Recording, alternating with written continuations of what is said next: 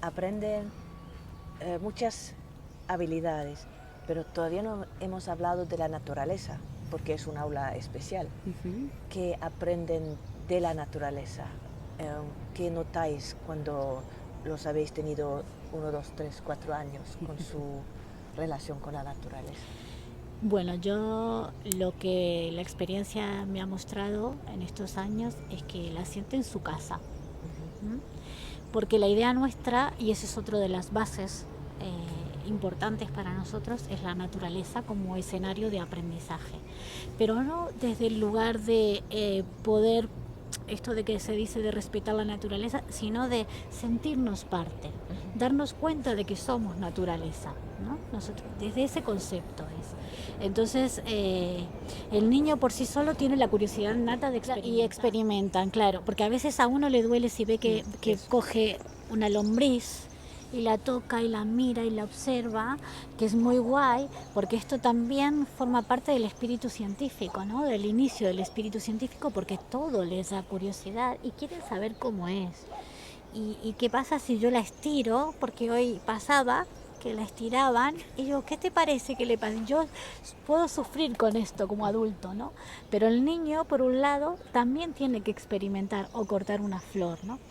Por un lado le permites que experimente, pero a la vez darse cuenta de que ahí hay vida, ¿no? Y que tienen el mismo derecho que tú también a poder vivir. Por ejemplo, ahora están las procesionarias, ¿no? Si vemos que hay procesionarias, ¿qué podemos hacer? Pues hemos aprendido que si hay procesionarias es mejor irnos hacia otro lado. No voy a ir y pisarla, o quemarla, o matarla. Si yo puedo estar en el otro lado, ellas aquí ya encontrarán su lugar y se enterrarán bajo tierra, porque también hemos hablado de ese proceso. ¿Cómo es ese proceso de la procesionaria? Hablando ahora mismo, ¿no?, de esto. Y entonces, ¿el niño qué hace en la naturaleza? Pues la mira, la observa, sabe que si la toca le va a doler mucho, y eso sí que es porque se lo hemos dicho. Intentamos que no la toque, porque sí que es bastante urticante, ¿no? Pero ¿qué hacen ellos para elaborarlo? Quizás lo juegan. De hecho, tenemos una historia de bosque que justo habla de esto, ¿no? De cómo los niños y las niñas, luego de ver algo que igual es un poco chocante, que puede hacernos daño realmente y que está en la naturaleza y que forma parte, pues ¿cómo lo puedo elaborar de alguna manera? Pues a través del juego. Entonces, juego a que soy una procesionaria, por ejemplo, y me pongo uno detrás del otro y voy jugando a hacer un tren como hace la procesionaria, una procesión, y lo juego una y otra vez, hasta que esto ya lo integré. Con el almendro, por ejemplo, es muy guay de verlo, porque ellos al final del verano, que empezamos otra vez el curso, estaban las almendras y disfrutaron de las almendras de una manera de... Ahora yo subían al árbol y movían ramas y caían almendras y era lluvia de almendras para luego cortar, comer y así, ¿no? Luego empezaron a escasear y ya casi que no hay, y luego se perdieron las hojas, mira, ya no hay hojas. Luego en finales de enero empezaron a brotar, mira, las hojas, todo en esos árboles. Hay 2 árboles en el huerto que son 2 almendros, que ahí en el medio hay un puente y ellos ahí lo van mirando muy de cerca, ¿no? En altura. Luego la flor, lo que decía Gabriel, ¿no? Y ahora en este momento hay almendras verdes.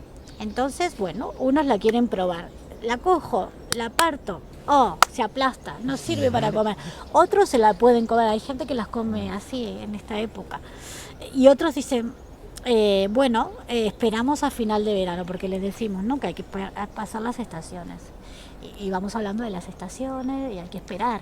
Y todo esto también hace que tengamos que tener una tolerancia a la frustración también, ¿sabes? Porque tenemos que ser pacientes. Y no siempre somos pacientes. Sí. No, cada vez menos. Cada vez menos. Más de una vez la muerte sale muy, muy a menudo, ¿no? Y claro, cada uno imagina cosas. O mi mamá me dijo que se va al cielo, o uno está en una estrella, otro pues está en la tierra, ya está. Y así, ¿no? Y en esto simplemente nosotros nos retiramos y observamos que entre ellos construyan la hipótesis que les parezca oportuna, ¿no?, para cada uno y para cada una. Y ahí nosotros solo observamos, ¿no? y es muy interesante. Sí, la capacidad. Pero si observas bien detenidamente, es el juego, en el caso de entre ellos, entre niñas y niños, es en el juego en donde surge la necesidad de comunicarse con el otro. Entonces, es muy guay de ver, ¿no? Porque, por ejemplo, este ejemplo del niño polaco, cuando él empezó no hablaba nada de castellano y no entendía nada, nada, ¿eh?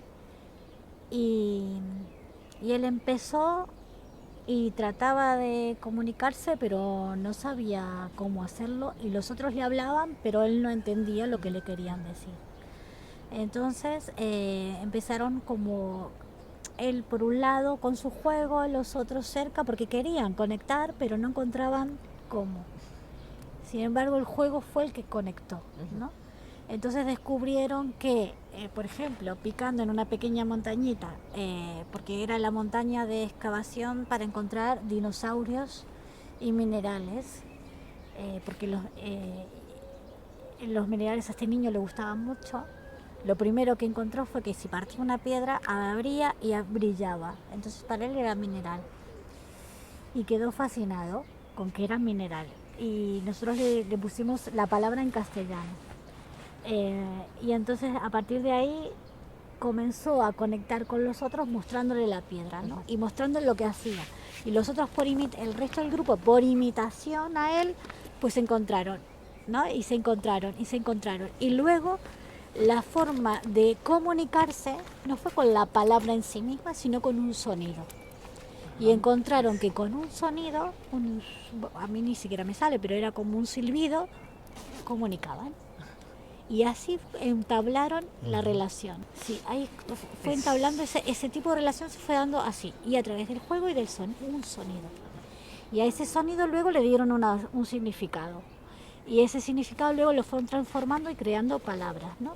De hecho, había palabras que no eran ni castellanas ni polacas. Sí, sí. Era un idioma que habían creado entre ellos. Impresionante. ¿Sabes? Sí. Eso fue muy bonito de ver y ser testigo ha sido asombroso. Y poder decir que realmente el juego es el conector. Sí, el dinero que se genera es casi todo, va volcado a pagar sueldos, ¿no? Y formación o también la supervisión.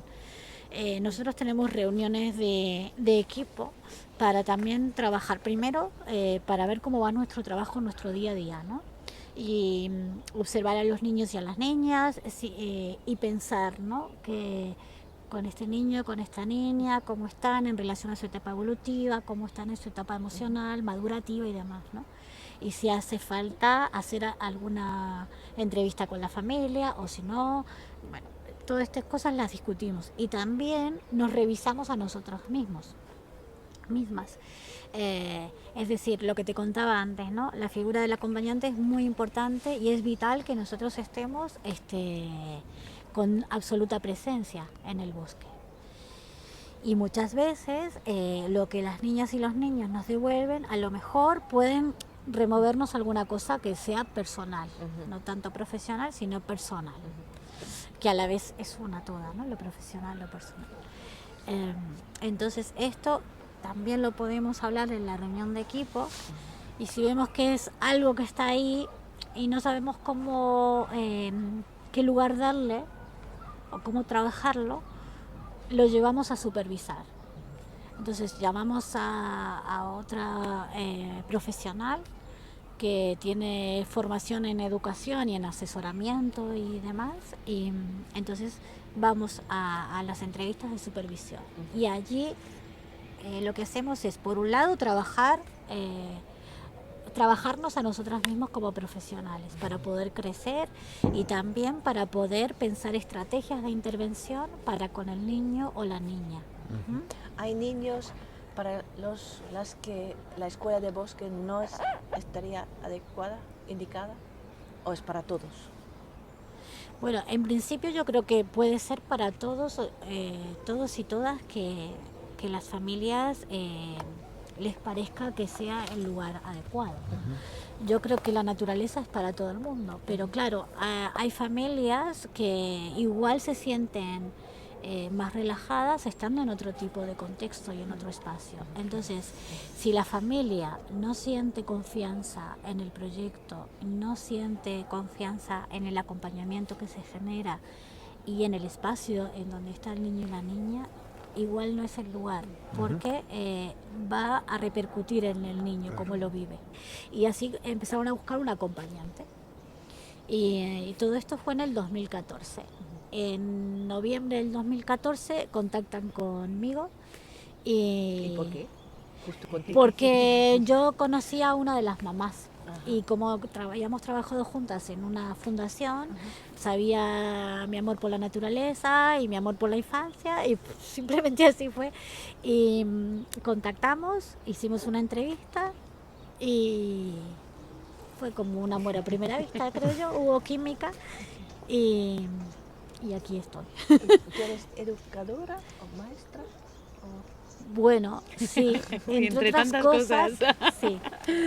Mi profesión base es psicóloga. Yo soy licenciada en psicología, también soy profesora de educación infantil, psicomotricista y bueno, y un pocas cosas. Perfectamente. Y más cosas, muchas cosas. Sí, y más cosas.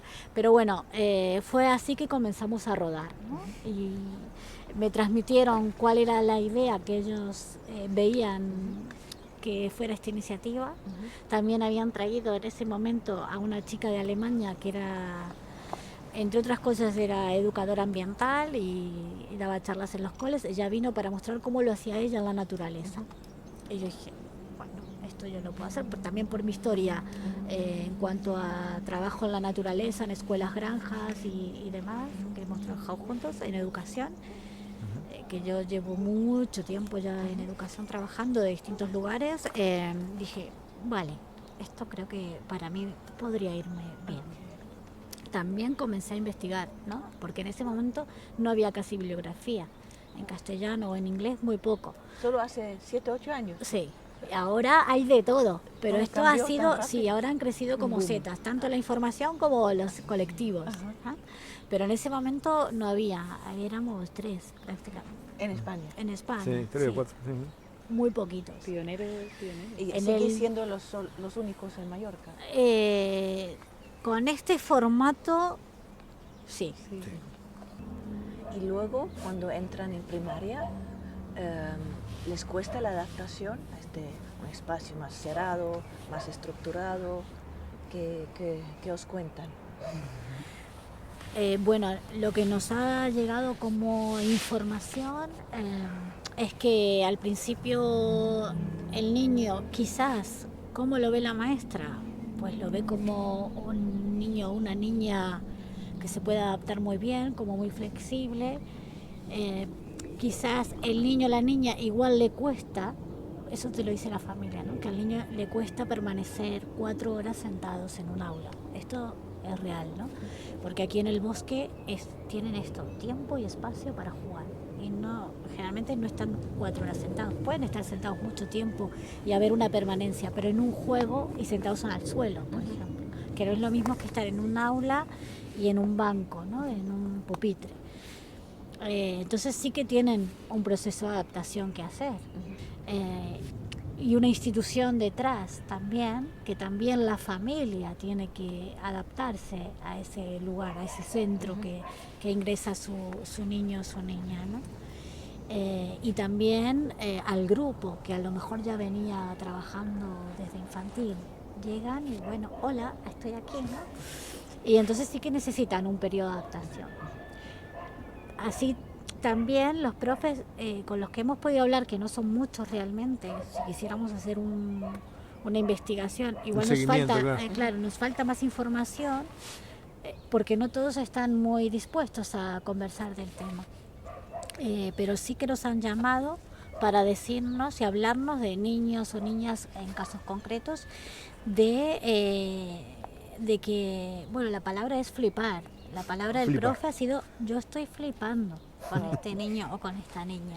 El término científico es flipar. Sí, de la capacidad que tiene, primero, de razonamiento, de la comprensión, de cómo elabora todo una estrategia y una elaboración de hipótesis, por ejemplo, ¿no? Y también, y esto como muy fuerte lo han dicho marcadamente, el desarrollo de la empatía. ¿Cómo tienen desarrollada la empatía estas niñas y estos niños? Que se nota que han estado en un espacio donde han sido respetados, sobre todo, ¿no? Y donde han aprendido a respetar al otro. Entonces, hay un caso concreto de una niña que la maestra nos agradecía porque le servía a ella como mediadora en el grupo. Wow. Ella oficiaba de mediadora ante situaciones de conflicto, ¿no? ¿Una niña de cuántos años? Bueno, estaba en primaria, primero de primaria. Sí. Sí. Acompañamos cuando hay alguien que le interesa leer o escribir, empezar a hacer la unión de las letras, la parte presilábica. Es bellísimo de ver, pero es bellísimo de ver cuando hay interés. Cuando claro. tú fuerzas al niño, el niño igual le genera como incluso miedo. Y el miedo genera cuando rechazo. Aparece. Y hay que decirlo. Esa es la diferencia, ¿no? Ellos cuando se van de aquí comienzan, por supuesto, ya tenemos niños que ya están haciendo esta elaboración y están empezando con su duelo, que también les atrae lo otro, y entonces están en esta dicotomía de querer y no querer. Quiero, pero me gusta esto, ¿no? Pues ayudarles, acompañarles y estimularles a que lo otro va a ser muy interesante.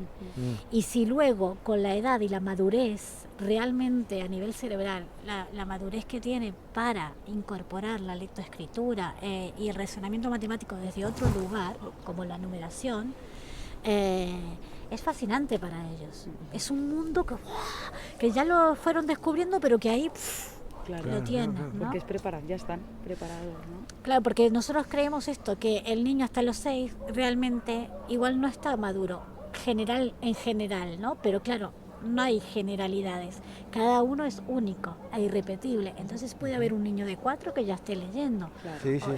Y puede haber un niño de 7 que todavía no ha llegado a ello, ¿no? Y hay que darles tiempo y espacio y respetarles sobre todo. Entonces, cuando se encuentran en el cole con niños que están ávidos de conocimiento y que además pueden relacionarse de una manera muy saludable, es genial. Y nosotros desde el acompañamiento también ¿Os ha sorprendido o hay algo en este camino? La capacidad de los infantes de ser flexibles ante las cosas, ¿no? La capacidad de sorprenderse, de aprender por sí solos. Si tú le das el tiempo y el espacio, todo puede pasar. Es lo que te decía al principio, es que todo puede pasar. Es increíble. ¿Existe el mal tiempo para vosotras? Es verdad y una realidad que a los papás y mamás hay que educarlos en esto, ¿sí? Porque por más que les encante el concepto de la pedagogía al aire libre, el día de lluvia da como miedito de que se entienda, ¿no? De que mi niño o mi niña pase frío, se moje y demás. Y ellos realmente se lo pasan bomba, aunque se mojen, aunque pasen frío, ¿no? Entonces les decimos vestirlos como si fue como una cebolla, con capas y muchas capas. Entonces sí que les orientamos en cómo vestir, el tipo de equipo que está interesante de utilizar, de tener más de uno, porque sí, puede igual mojarse, porque al saltar en un charco o se le salió el elástico que iba debajo de la bota, se le levantó y le entró agua, bueno, este tipo de cosas puede pasar, y sí que pasan a menudo, ¿no?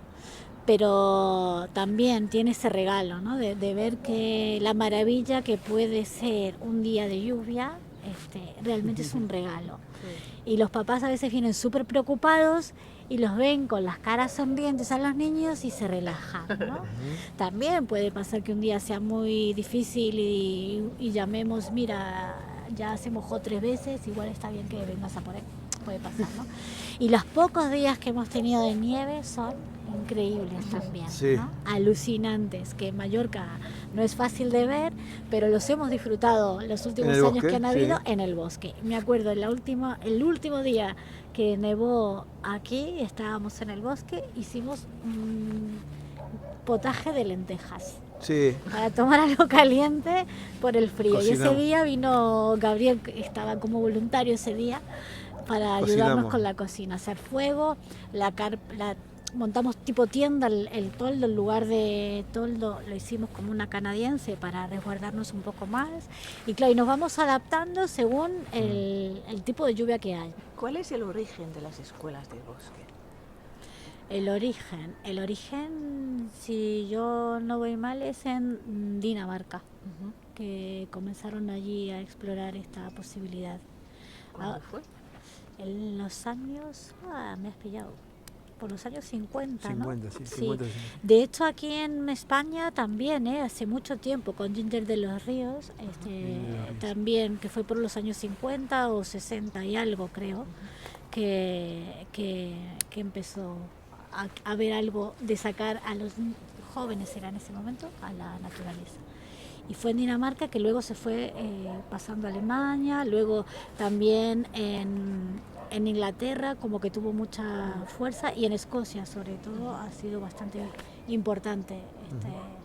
Y aquí en España, está en Madrid, has mencionado. No, pero hoy en Saltamonte, día hay por todos muchos. lados Sí. en España. Pues Pero sí. creo que esto va cambiando porque están viendo que el trabajo que hacemos es un trabajo serio, responsable, en donde la formación es constante, ¿no? Y nosotros buscamos la manera, ¿no? Lo de, por ejemplo, la figura del supervisor, esto no lo tienen todos los proyectos. Ah, sí. Y es algo, para nosotros es vital, para la salud me refiero a salud del proyecto, no tanto personal, sino a nivel grupal, es muy interesante. Sí. Claro, yo Aunque- esto lo he cogido mucho desde, claro, como en mi carrera de psicología, el tema de supervisar el trabajo es muy importante, es vital. Y cuando empezamos aquí yo lo vi clarísimo. También es importante, porque nosotros trabajamos con las emociones.